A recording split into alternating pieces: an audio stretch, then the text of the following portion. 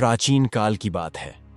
प्रजापति नामक एक प्रतापी राजा थे, जिनका राज्य धन धान्य से समृद्ध था। राजा को वर्षों तक संतान सुख नहीं मिला, लेकिन जब उन्होंने घोर तपस्या की तो देवताओं की कृपा से एक पुत्र का जन्म हुआ, जिसका नाम उन्होंने इल रखा। राजकुमार इल बचपन से ही वीर, बुद्धिमान और साहसी थे। वे शिकार करने के शौकीन थे और अक्सर जंगलों में घूमते रहते थे। लेकिन उन्हें यह नहीं पता था कि एक दिन उनका यह शौक उनकी नियति को पूरी तरह से बदल कर रख देगा। एक दिन राजा इल अपने घोड़े पर सवार होकर अपने सैनिकों के साथ शिकार के लिए निकले। वे हिरण का पीछा करते करते एक घने जंगल में जा पहुंचे। घना कोहरा और रहस्यमयी वातावरण देखकर उनके सैनिक भयभीत हो गए। राजा इल हंसे और बोले, वीर पुरुष भय से विचलित नहीं होते। चलो देखते हैं यह जंगल हमें कौन से नए रहस्य दिखाता है। राजा और उनके सैनिक आगे बढ़ते रहे। थोड़ी देर बाद वे एक सुंदर पहाड़ी क्षेत्र में पहुंचे, जहां रंग बिरंगे फूल खिले थे और मंद मंद सुगंध फैल रही थी।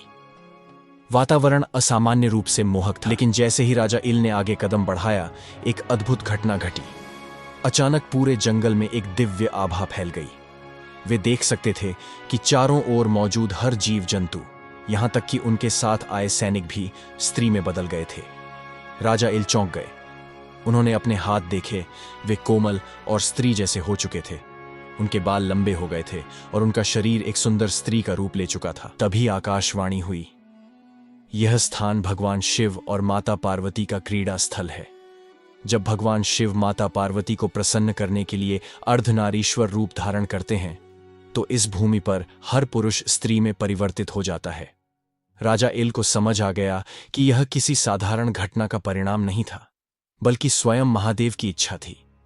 वे शिवजी के चरणों में गिर पड़े और प्रार्थना करने लगे, हे भोलेनाथ, मुझ पर कृपा करें, मुझे पुनः पुरुष बना दें। मैं राजा हूं, मैं अपने राज्य का संचालन कैसे करूंगा यदि मैं स्त्री रूप में रहूंगा। भगवान शिव प्रकट हुए और बोले, राजन, यह नियम अटल है, मैं इसे बदल नहीं सकता। राजा इल की आंखों में आंसू आ गए। वे बार बार प्रार्थना करने लगे, लेकिन भगवान शिव ने अपनी असमर्थता प्रकट की। तभी माता पार्वती ने राजा इल पर करुणा की दृष्टि डाली। वे कोमल स्वर में बोली, राजन, मैं तुम्हारी व्यथा समझ सकती हूं। यदि तुम चाहो तो मैं तुम्हें एक वरदान दे सकती हूं। राजा इल ने श्रद्धा से सिर झुकाया, हे माता, कृपया मुझे मेरा पुरुष रूप वापस दिला दें।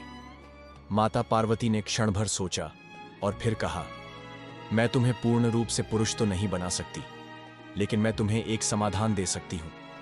तुम 1 महीने पुरुष रहोगे और 1 महीने स्त्री। राजा इल असमंजस में पड़ गए, लेकिन उनके पास और कोई विकल्प नहीं था। वे बोले, हे माता, यदि यही मेरा भाग्य है तो मैं इसे स्वीकार करता हूं, लेकिन एक कृपा करें, जब मैं पुरुष रहूं तब मुझे अपने स्त्री रूप का स्मरण न रहे, और जब मैं स्त्री रहूं माता पार्वती ने कोई स्मृति में वरदान दिया। नहीं पहचान पाओगे अब से राजा इल 1 महीने पुरुष रूप में रहते और 1 महीने स्त्री रूप में। जब वे पुरुष होते तो वे अपने राजकाज में व्यस्त रहते, और जब वे स्त्री बन जाते तो वे स्वयं को इला कहकर पहचानते। रानी इला के रूप में वे अत्यंत सुंदर थीं। उनकी आवाज मधुर थी और उनके हाव भाव अत्यंत कोमल।